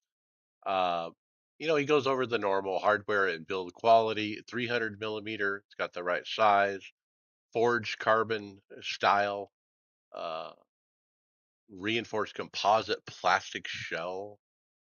Uh, each wheel has that 2.99-inch full color screen, shifters, magnetic pedal, shifters. Moving on to verdict, the reviewer concludes that the Moza hits a great sweet spot for mid-level, feature-rich hardware, while the software UI can feel cluttered and the lack of that SimHub support or scratch-resistant glass is the downside. Both wheels provide excellent ergonomic value and versatility for their price point. Yeah, I mean, look, it's a 300 and what $329 wheel. There has to be a level expectation of what you're going to get when you spend $329. You're not getting a GSI wheel.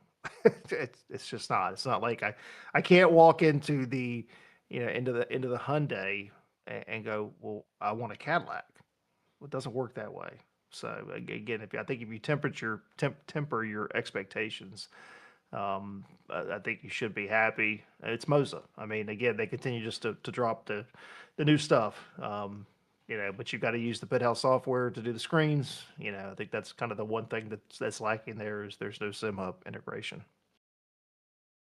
And look, if you're a new sim racer on a budget and you have a budget number to hit and you're trying to, fit everything into it, you have to sometimes make these sacrifices, get a cheaper wheel, but it's still 90% there. I mean, it's going to function, even though it's not as worthy as some of the more expensive ones. All right, the next video I didn't get all the way through. It kind of got repetitive almost, but the basic gist of it is NVIDIA does not give two shits about gaming anymore. Yeah, that's true. I mean, and this guy, Gamers Nexus, he goes to lengths, as David describes, to describe why he thinks this. And the reason is really their financial reporting. They pretty much have buried the whole, graphics card for PC gamers market inside of some other category, a more broader category called edge computing. And so that's going to make it harder for them to really understand what's happening with the game market. There's no focus on these cards anymore. Jensen, the CEO at Nvidia, every time you see him, he's talking AI, he's talking data centers, he's talking, gigabit teraflops per second between this one to this one, and crazy stuff that we don't need in sim racing.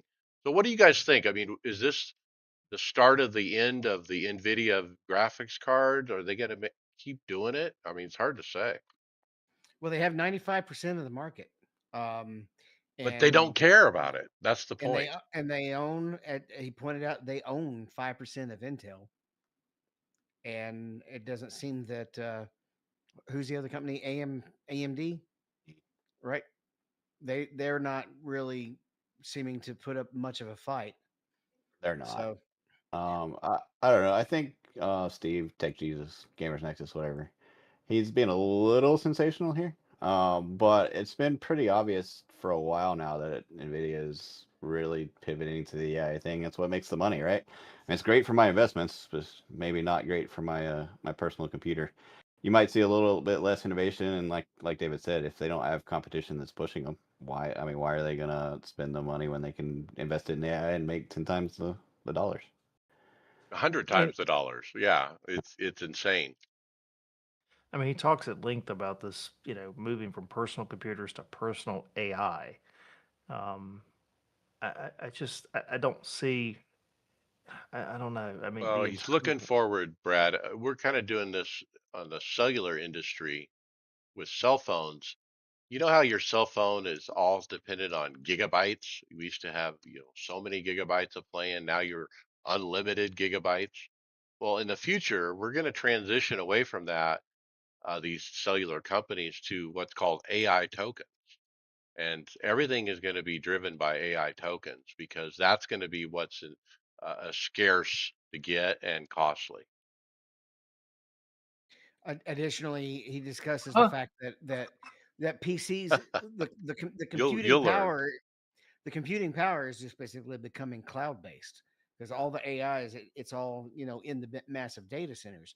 So the power of the individual PC is not irrelevant or is not relevant as much as the power of the data center. So where do So all these roads intersect? You have the Spark, new graphics engine. Look, it's obviously heavily reliant on Windows 11. And what you just said, David, is we're getting away from Windows. We're getting into this AI agent stuff on fancy hardware. all right, so let's bring this back to what we focus on. It, do I need to go buy like a 5080 or 5090? Are they going to stop making cards? What do I mean, I think I they're mean, just honestly, I mean, You, from an iRacing standpoint or a gaming standpoint, is there a fear of this is it? No, I don't no. think so. It's No. just going to be less. The development is going to slow down, and it's going to get more expensive. it's hard to say. I think that's the idea of this video. He's just putting it out there that there's all these flags that indicate that they're pivoting away from graphics cards. And if they completely drop the ball, we've seen it in the wheelbase era. They may have 95% of the market now, but we can talk about a certain company that doesn't have the same market share they used to have in the wheelbase side. So they're not immune to competition. It's going to take it'll take a while, and its prices will go up until somebody can really come in and and compete them back down.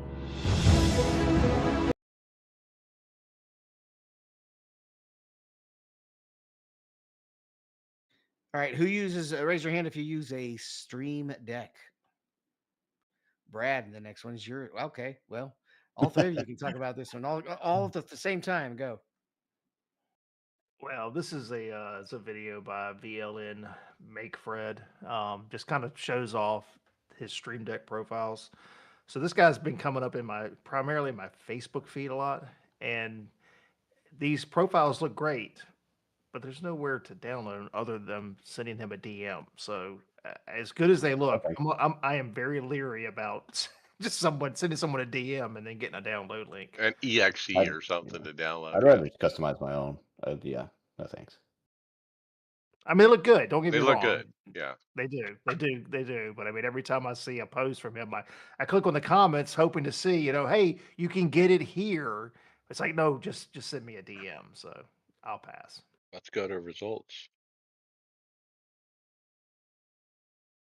Can I handle this next one? Because I'm getting really frustrated with knockoffs.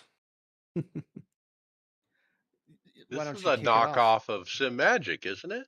No, no. So we got a poster. Mm-mm. This is a Instagram post from OC Sim Racing with the new PXN uh, pedals that just dropped, and these are literally a carbon copy of the VRS V1 Mm. pedals. I mean, literally. Mike, when you put this with the script, I looked at this. I started grabbing images of the VRS pedals, and I'm like, this is frustrating. I refuse to give money to people that are going to do nothing but just rip off other companies. And I'm just that's to the point I'm at now. The Simpson, the PXNs, and all of that stuff. VRS spent a probably a decent amount of money developing their pedals, doing all that stuff. It's no different than Husenfeld and the rest of it. But the Chinese knockoffs, I'm done, and I'm getting very frustrated with influencers continuing to promote this stuff when this is just it ain't right. It's not And right. there's not a That's whole true. lot of VRS can do about it. Because with the copyright laws, China just doesn't enforce them. They steal tech all the time, and this happens really in a lot of other countries. Europe is actually really good about protecting cross Atlantic copyrights, but in Asia they can basically But they can't afford it, and a lawyer can't go over there and do anything yeah, about it. but they're not even hiding it anymore. I mean, it is literally side by side. Every bolt, every screw, everything is identical. Well, I think we should just. I agree. So I think we might, when we cover these, we're just going to say, "Hey, yep, this is another copy," and not and discourage our listeners from buying them for sure. I just, again, let's give the money to the people that actually designed it and have put the time in to do the right stuff. That's my whole thing. All right, Mike. Let's jump to results. Yes, we had our Can we special event. can we hit cable management since we had it in the script? Oh, All sure, right, one Mike. more. Let's not jump to results. Let's jump to cable management and time management. All right, we We got don't eight. really on a. I don't We're see not it. really on a We're tight not. schedule. We just try to keep the show within I know. 2 hours. I know, but we do have an Instagram post here. This is from P1 Racing Simulators. So look, please, guys, take a minute, watch this Instagram post. I am a fanatic when it comes to my cable management, and I realized after watching this, my stuff's an absolute mess. Is an absolute mess after watching this Instagram post.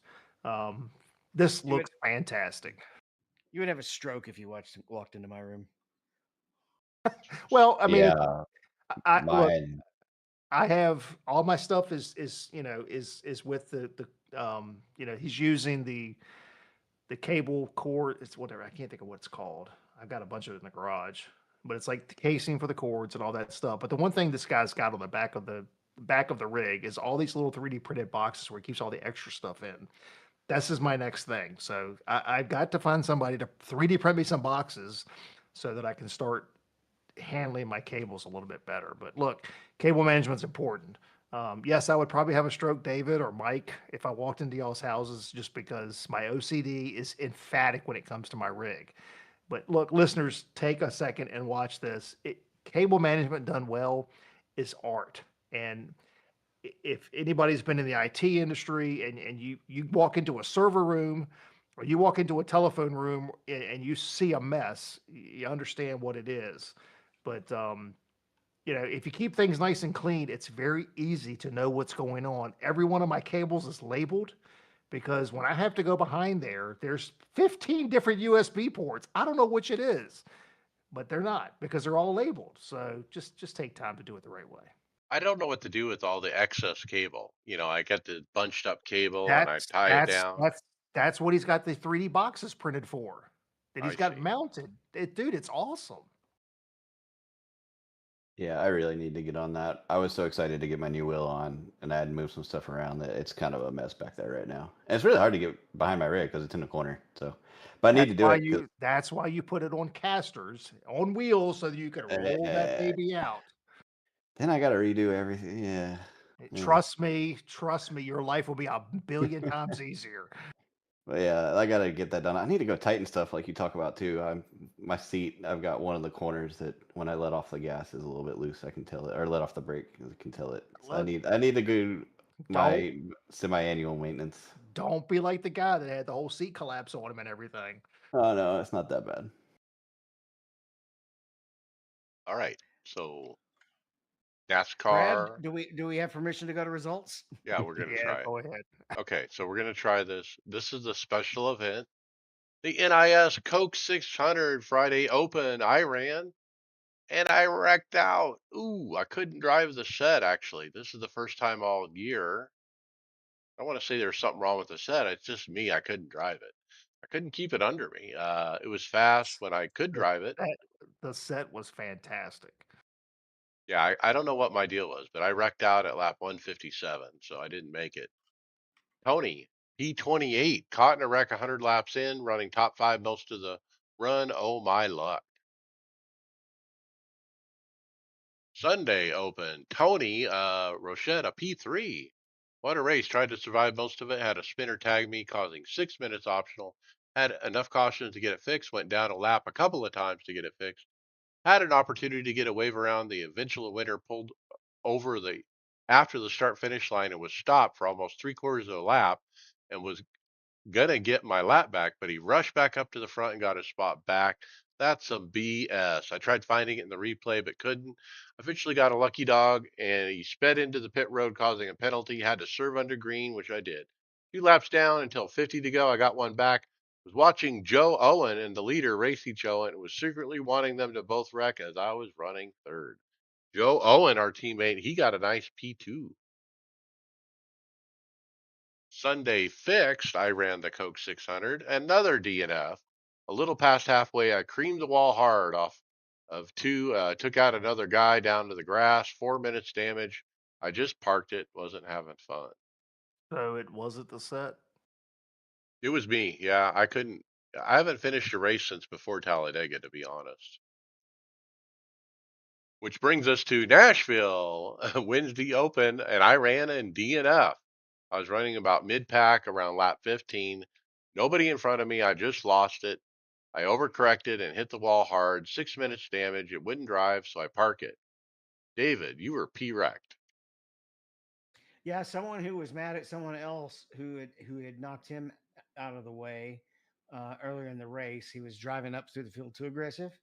He used the apron here, which is not a part of the normal racing surface, and he was not going to be able to get back up on the track safely. And he came in too hot and went flying up the track and left hooked me. And I fixed it. It was 12 minutes of repairs. I fixed it. Came out 16 laps down, and he wisely got as far away from me as he could when I caught up to him. Brad, P31. Yep, I wrecked myself. So started P6. Decided to kind of try to take it easy early on. Ended up getting collected by a spinner ahead of me. So that forced me to the pit for repairs, which sent me all the way to the rear. I would start making my way back up. Got back into the top 20. But coming through one and two, making a pass on the outside, car got loose, and I just overcorrected just because the car on my inside. The problem with the Gen 7 car is with the low profile tires. I very reminiscent. I don't remember whatever race it was last year. Kyle Larson, did kind of did the same thing. Starts to get a little bit loose, and you try to save it, and then all of a sudden it just hooks to the right, um, pounded the wall, just absolutely destroyed the right front. Too much damage. It's been a while since I've taken myself out, but that one was just absolutely, completely on me. Very frustrating night. Yeah, it sounds like what I did. And then Thursday Open, David, you got a P13. Yeah, this one I came back from a problem. Fortunately, I might have had a top 10 car, but I did have a top 15 car. That was about where I was running. We didn't really have very many long runs until I got damaged. Of course, we're on a restart with about 90 to go. And there's some shenanigans about two rows in front of us. I don't see it in time. The guy in front of me has to slam on his brakes, and I plow into him enough to give 40 seconds of damage or so. Uh, Not his fault. He has to brake, and that's how it happens. That's how racing happens, right? The guy in front's going to see it just a fraction of a second sooner, and I was right on his tailgate. Um, but it stayed green, so I had to run the rest of that run with the damage, and that definitely slowed the car down. The leader was about 7 seconds behind me when I ran the fuel out and had to pit, and the caution comes out as I'm in the pits. It's somewhat unlucky, but I come out as the last car, only one lap down. I do get the wave around because there was only 6 cars on the lead lap, and there's more trouble up in the front, so I was able to get the damage fixed, and I did the short run adjustment and was able to make it back up to 13th from like 19th in 15 laps.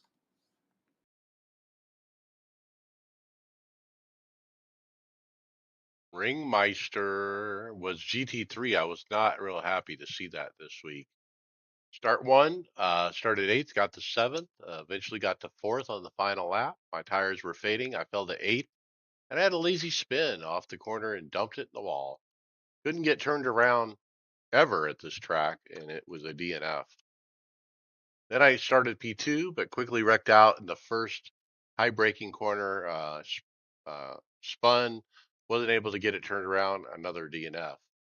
Then started second before the green guy. I actually got dumped by third place trying to go side by side before the green, and had to wait for the entire field to go by. I was dead last. I worked my way back up from 30th to P2, believe it or not, but then wrecked out on my own like a fool. DNF. I hate this car. So then I tried it again. Uh, first, I was in first. I was able to maintain a gap. On the last lap, he was closing. He caught me by the carousel. He passed me on the long straight, coming to the checker. I went back by him at the very last second and outbraked his ass and went on to win. Winner, winner, chicken dinner. Unbelievable. I can't believe I finished the race and actually won, but I did. And so how many weeks in a row? I can't even keep track anymore that I can win at this series, but I did it. I tried it one more time, trying to do two in a row. No, I tried it two other times to put a race together, but ended up wrecking in both of them. Again, I don't like GT3s. All right, League, elbows out, Racing League, William, P16. Oh, skip grassroots because it is so small of an entry. um, we raced at Belle Isle on Tuesday. I think I finished ninth. I didn't own the track before race day. I shouldn't have bought it. It wasn't fun. I hate that track. Never again. It's a tough track. I've run one IMSA there so far. And the Yeah, track needs to be it's a updated, lot. apparently. Yeah. Well, they I'm don't race in sure. there anymore. Yeah, I'm sure if I actually had time to practice, I didn't have time to practice either league this week. But if I actually had time to practice, it might have went better. But it wasn't great. Yeah, elbows out, Interlagos. There was a 53% chance of rain for this race, and it ended up staying dry, which was weird. This track used to be my most hated track on the service, but I guess it was just because I was bad at it. Whatever breakthrough I had a few weeks ago when we were testing Mosport for Mech with Weaver, it's found me pace here too. I guess just not overdriving the car does wonders. Put it on pole. Started on the outside though. iRacing. I don't know what you're thinking there. So I was in P2 after the first turn. But the top four for the first 16 laps, the top four all rode within 1 second. We had a little bit of wrecked LMP2 traffic that came through and broke us up for a little bit, but literally we were nose to tail the whole time. It was so much fun. The best racing I've had in quite a while. This track is really hard to pass on if you're of similar speed. Really hard to pass on. But on lap 16, I had a hardware failure. I think my USB hub is going out. I think that's what happened. I lost my flag box, I lost my wheelbase, my pedals, my stream deck. Um, but it took me a minute to figure out what was going on because this new wheel has separate power for the lights. So they didn't go out, and I kind of wasn't sure what was going on. It took me a lap to get it straightened out, get the USB thing. I think it's where the power connects to the USB hub is shorting out. But thankfully, I didn't kill anyone. It went straight into the wall. That really sucks because I was having so much fun here. This was going to be a fantastic race, and just ended early. All right, and then we'll move on to Mech. We'll start with Tom and David, P10. Yeah, we probably would have been like P8, P10. There was a lot of damage early, but then at GT3, we're passing him on the inside, exiting the carousel, and he just gets loose and barely clips my left rear. Puts me in the inside wall, and I've got so much speed. I also hit the outside wall. 12 minutes of damage. Um, and he just so barely clipped us that he didn't even know he hit us. Because when he finally, I literally, I said, I know, I messaged him and I said, I know it was an accident, but an apology would have gone a long way. And he's like, oh, well, that was it. I didn't even know I hit anybody. I was like, oh, well, it was this lap. And he said, please forgive me. And I was like, sure.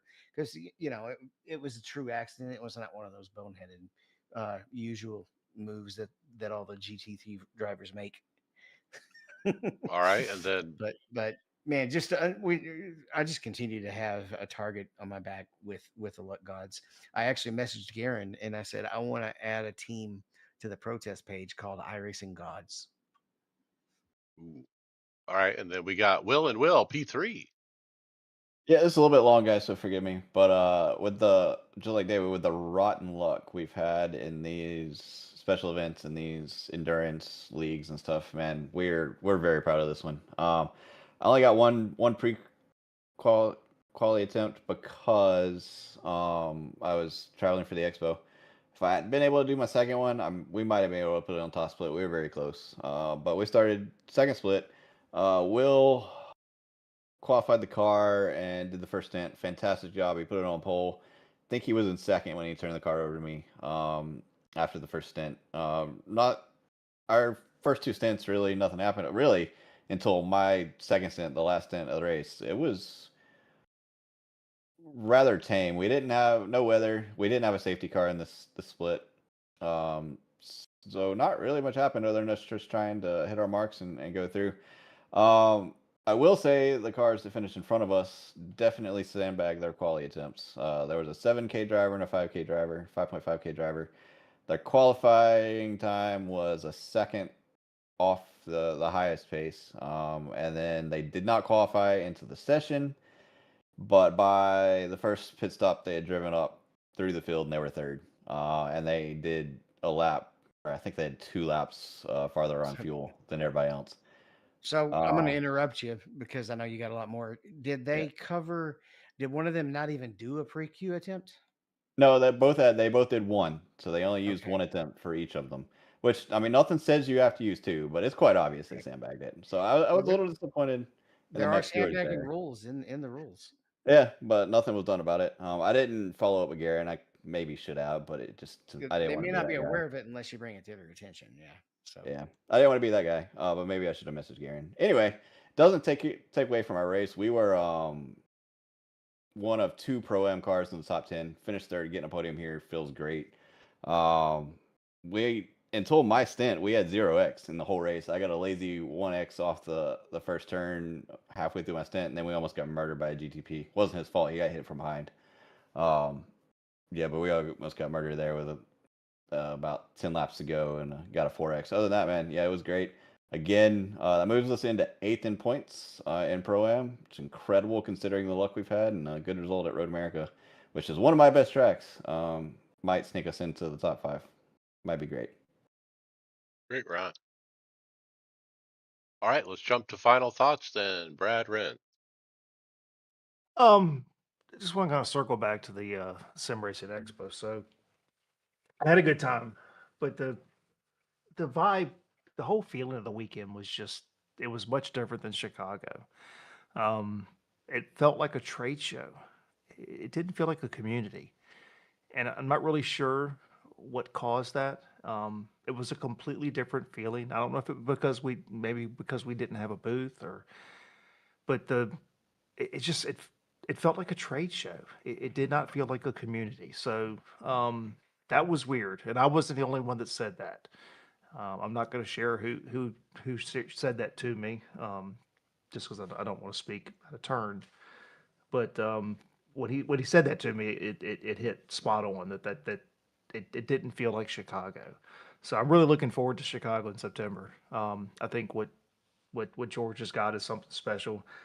I'm not taking anything away from what happened in Charlotte. I think it was excellent. I'm super happy that almost 9,000 people came. You know, a rising tide lifts all ships. I was hoping, and hoping they were going to be successful because I think it's good for the community as a whole. If that expo is successful, that's good for everybody. Um, but yeah, just completely different vibe. The 2 days I was there. Um, Ultimately, the best thing that came out of the weekend was getting to meet William face to face and then getting to meet Bobby as well. So to spend a few minutes with Bobby and then his wife and his son and seeing the excitement in Zach's face as he's seeing all the stuff as someone who's just getting into racing was very excellent. So shout out to my wife. She got dragged around for 3 days. She spent a lot of time just kind of sitting in the chair over in the podium one section. So she was a sweetheart to endure that with me. But yeah, good weekend overall. So again, just we talk over and over again about community and how we're friends and we sometimes some of us have never seen each other. Just like going back to Chicago last year, to see guys that you talk to every single week, multiple times a week, it's good. There's an immediate connection because even though it's been virtual all these years, once you see each other face to face, it's fantastic. So I cannot wait for Chicago. So there you go. Yeah, I'm all booked. In fact, Brad, American Airlines is already changing the times on my flights. I just I got the know. email. Same here. Same here. All right, David Hall, your final thought. Um, looking forward to this weekend. I guess we got the Watkins Glen individual race of the majors. I think I'm going to do the 600. I'm going to try the double as well if there's still a registration spot open for it. So we'll see how that goes. That's about it. All right, William Westbrook, final thought. Yeah, so two quick things. I had a fantastic time at the expo. Brad's right; it did feel kind of corporate, but it was still a really fun time. I'm glad I went because I was like, man, 4 hours there. I was originally supposed to be there the whole weekend, and then some stuff came up on the personal side. So I was like, man, 4 hours there, do the show, and then 4 hours back. I was like, do I really want to do that? But I'm really glad I went. It was good meeting Brad. We Yeah, his wife was a super good sport because me and him hung out all day and nerded out all the sim racing stuff. Um, and then we got to spend money. And then, so yeah, that was fun. Unfortunately, it doesn't look like I'll get to Chicago this year, but I'm really hopeful for next year, just so I can kind of see the different shows. And then I told the guys in the chat, but I'll be gone for the next 3 weeks. I'll be on a boat for two of them, and then work for that. So I'm looking forward to listening to all the episodes when I get back. Vacation, nice. All right, yeah, my final thoughts is I feel so good to be able to win in that Ringmeister, especially in a car I hate that I feel like I can't drive. But somehow I have enough focus to pull it off and win the race. Looking forward to next week, GT4. Ooh, it's still not one of my favorite cars. Can I win a GT4? I don't know. I did a little practice last night. I kept wrecking it, so I just parked it. Which We're gonna try which again car? tonight. Which car? GT4. I think I only own one of them, and it's the AMG. I think I don't know. Mercedes. Yeah, that's a good That one. You're yeah, good. that's a good one. So looking forward to seeing if I can repeat it again as we finish up the season. I think we're going into week 12. Uh, so yeah, gonna be fun. And with that, we'll see you on the track later. Okay, title ideas. We got 3. I like number 2. Yeah, Oh, too. close it. Let me get back. Number 3.